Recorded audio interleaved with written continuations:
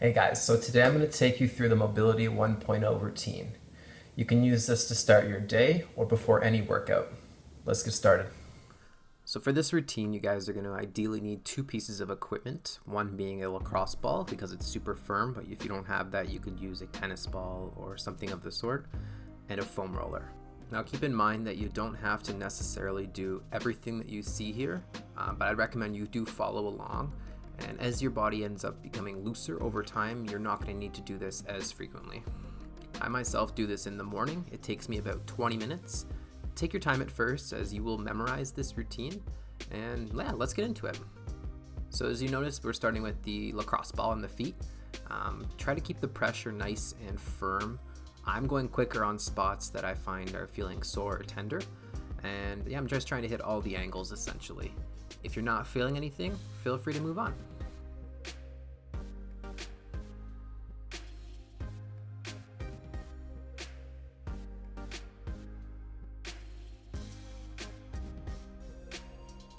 Alright, while we're standing, we're going to hit our next body part. So we're going to go onto the shoulder blade or the scapula. Start by lifting the elbow up and try to keep your shoulder down and relaxed. Cross the arm over the body. And you're going to place the ball around an inch or two from the midline of your spine. And you just, lean into the ball and massage in different directions. You're going to look a little bit like a break dancer, I guess, against the wall.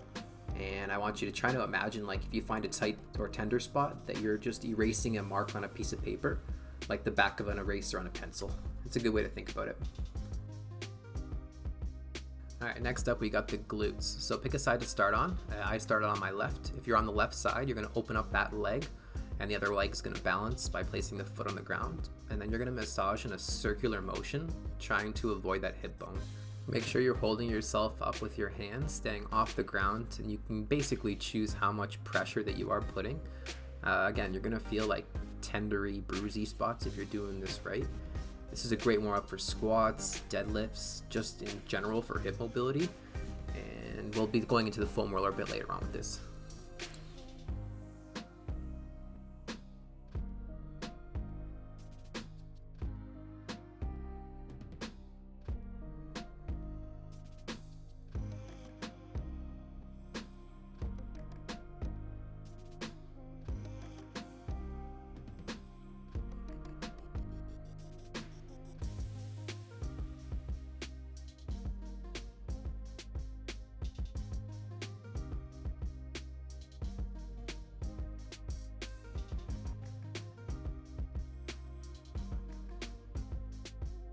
Alright, moving on to our foam roller. So we're going to start off with the calves.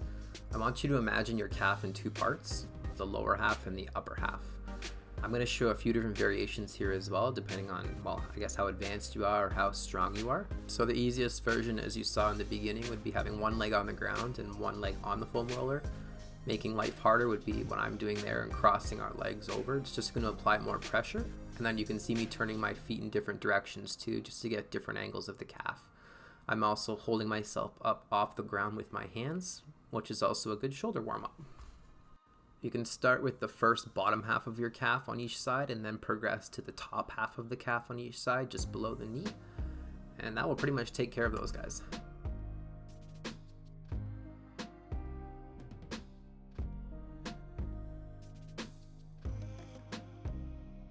Alright, next up we got the hamstrings. I find that this doesn't usually hold too much tension, but again, we still want to make sure that we're not super tight, and the same kind of method's going to apply here.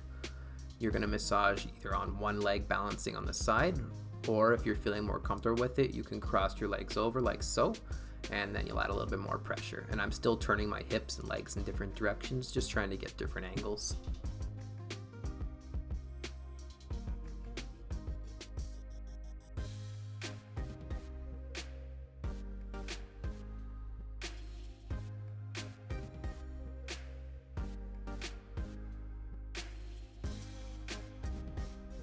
Okay, and we're back to the glutes. So we loosened up with the lacrosse ball. Now you're going to do more or less the same thing with the foam roller.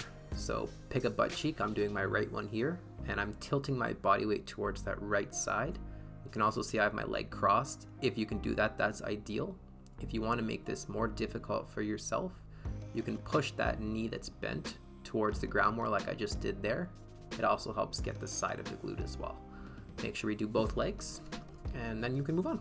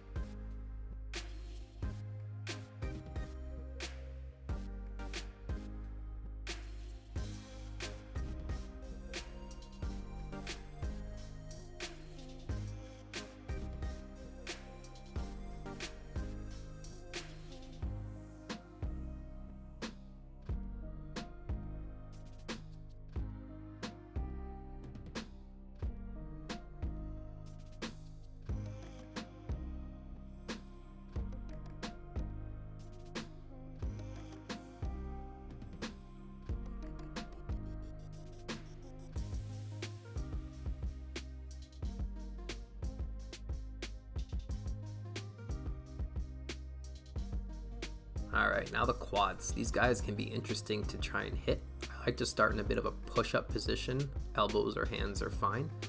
Make sure you avoid your groin, especially for us dudes. It's not going to feel very nice. And you're just massaging the length of the thigh.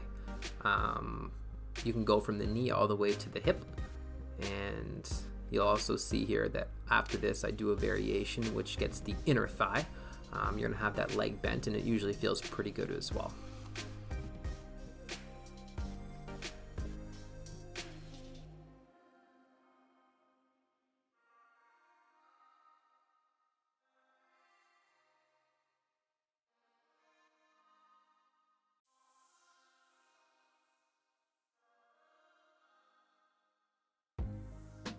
Everybody's favorite, the IT band.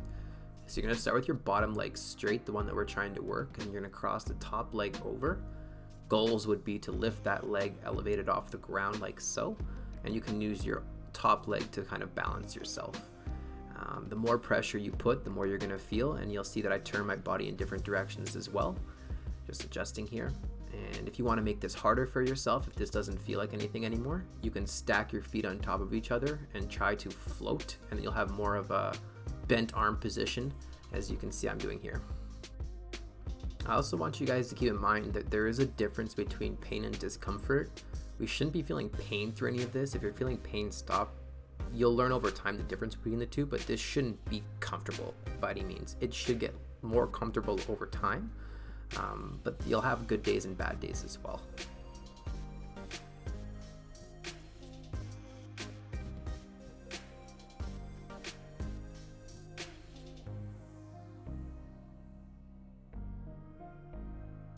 Alright, so here's a fun little trick that if you do find a sore spot and you want to work it out a little bit extra, say I find a sore spot like so here, I'm going to stop on it, and then I'm going to keep my toes flexed forward and start bending my leg. I like to say like I'm shimmying it out. It doesn't feel good, but it definitely loosens it up.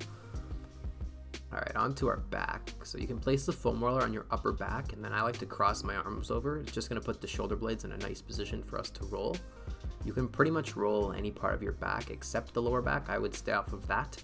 And then in the next position here, you're going to see that it shows how I put my arms over my head to get those traps and neck muscles.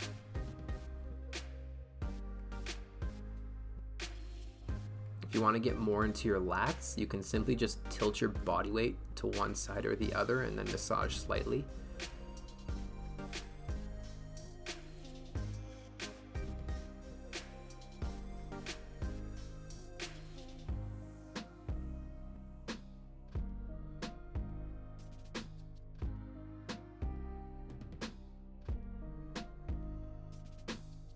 Alright, so thoracic extension. Thoracic meaning the middle part of our back, and extension in our back would be the whole leaning backwards thing.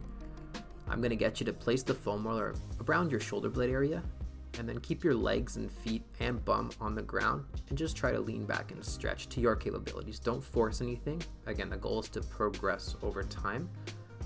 Goals for myself is to get that head to the ground, and I'm just opening it up. This feels fantastic, and I can honestly chill here for a long time, and many people have said as well.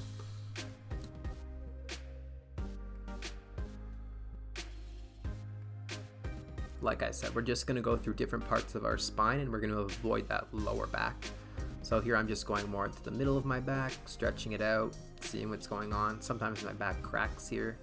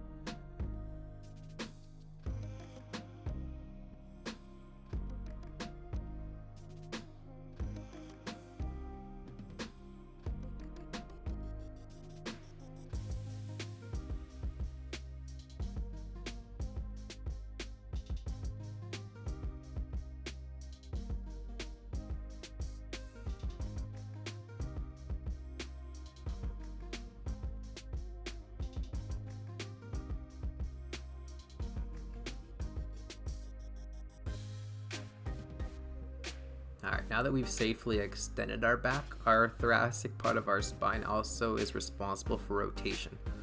So I call this the body pillow move. You're going to place the foam roller between your thighs at a 90-degree angle, just like you're hugging a body pillow. And then you're going to stack your shoulders on top of each other, and you're going to open up just like so. I like to do about 8 to 10 repetitions. And again, your back may crack here, but it feels damn good. And make sure you do both sides. We'll show a few different angles here for you.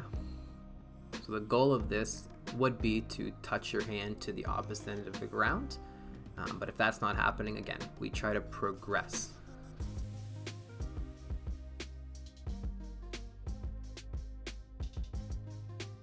To show you guys a top view, Miss Alana is going to demonstrate, as she was too short to take a good shot of me. So here's a top view of what the legs should look like.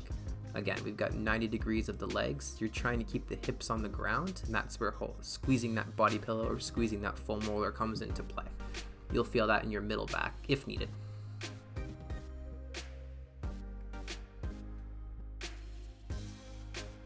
Continuing on with our thoracic rotation motions, we're going to do a push-through motion, which I learned from Dr. Jordan Shallow. This is fantastic for scapular protraction, where the shoulder blade goes forward. Shoulder range of motion has improved greatly with myself and clients just from this one alone. As you notice that I'm pushing through, keeping my hand planted, and I'm trying my very best to keep my hips in place. Again, rotating that middle part of my back. Your choice whether you want to do the full motion like you saw in the beginning of the whole hand going above you, or you just do the foam roller motion on the bottom part. Both are great options.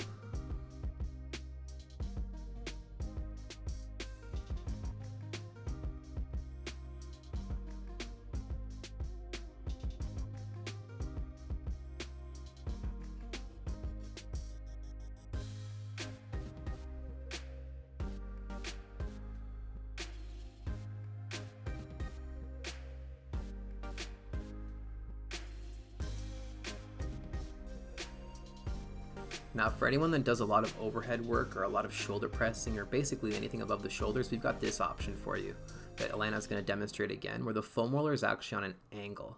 She does a lot of labor, so this one's good for her. This is just going to get higher up into that shoulder muscle group, and again, feels phenomenal. Hips are still staying still.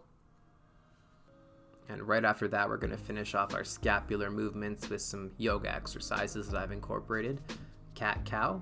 So what you're going to do is place your shoulders directly above your wrists, and your hips are going to be stacked directly on top of your knees.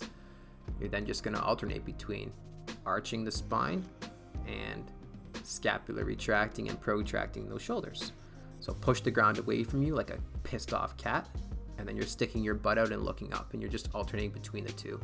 I add a little elbow rotation just for a little flair. For any of you people with lower back pain, or if you have a desk job, or hell, even if you're just standing a lot, this is wonderful to take stress off your lower back and start getting some motion of your hips back, as well as that core. Again, this is something you can do daily or multiple times a day.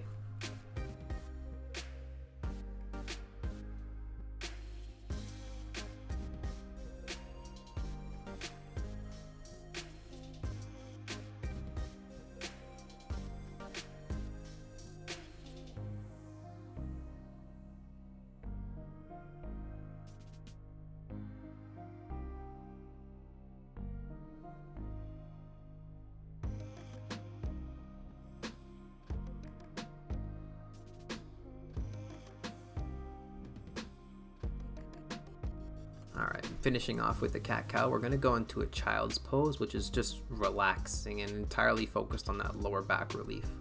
Again, I'll show you a few variations here. The first one just being you're just pushing your hips back into your heels. I have my toes together and my knees are spread apart.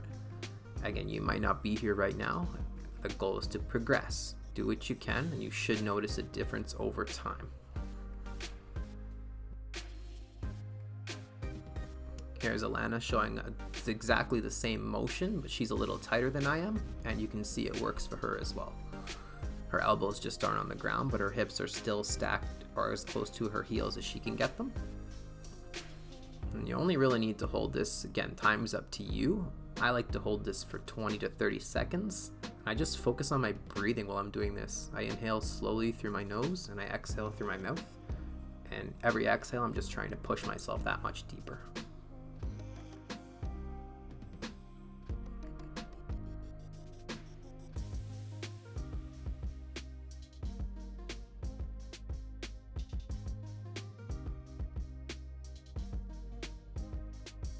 Alright, downward dog and into a cobra are the two next exercises or yoga stretches that I've implemented into this routine.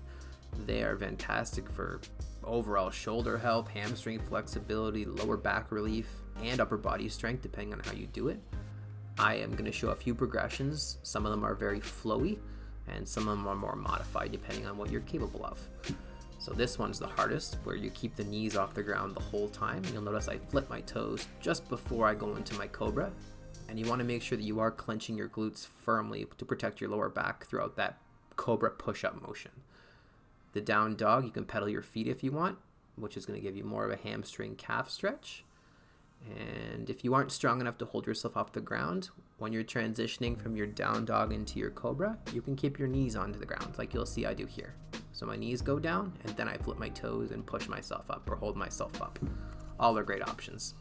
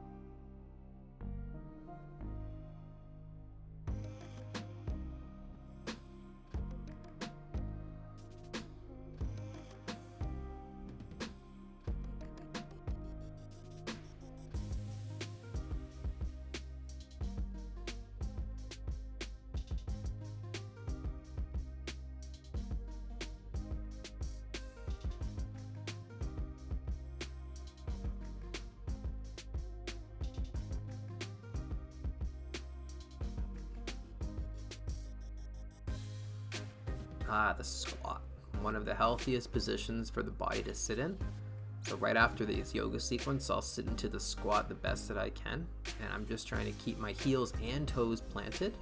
And you'll see here, I'm trying to push my legs apart just to get that flexibility in the inner groin, as well as that external rotation of my hip.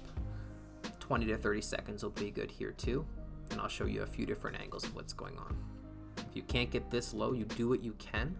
Or you hold on to something like a pole or a wall. Again, I'm going to say this a lot. Practice makes progress, and we're trying to progress our positions here to a point where you don't really need to progress them anymore. You just maintain them.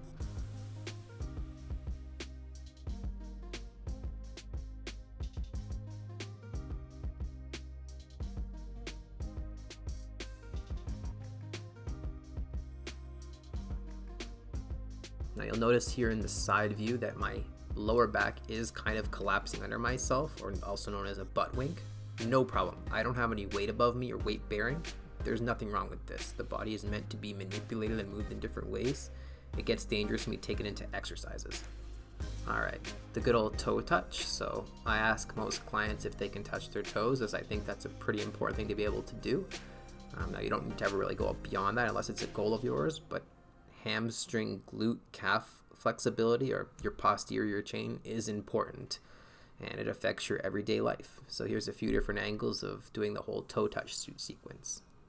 You could do this with your knees locked out. Again, we're not weight bearing on anything, so there's no risk of injury for the most part. My toes and heels are staying planted. Oops, almost fell there. And we're just stretching the heck out of our legs. Now, not only do I coach bodyweight exercises, but that's a huge part of my routine is calisthenics. I love the concept of it, so I make sure that my wrists stay strong, stable, and flexible as well. So I'm going to take you guys through more or less just every direction that your wrist can go in. And it's fantastic for people that have desk jobs or a little bit of arthritis. Again, getting some more motion in those wrists is going to be beneficial to pretty much everybody. So I'm just taking my hands in every different direction, north, south, east, west, and doing them on both sides, palms up and palms down. I'm not hurting myself. I'm putting myself in a slightly discomforting position and then just holding it for some breaths.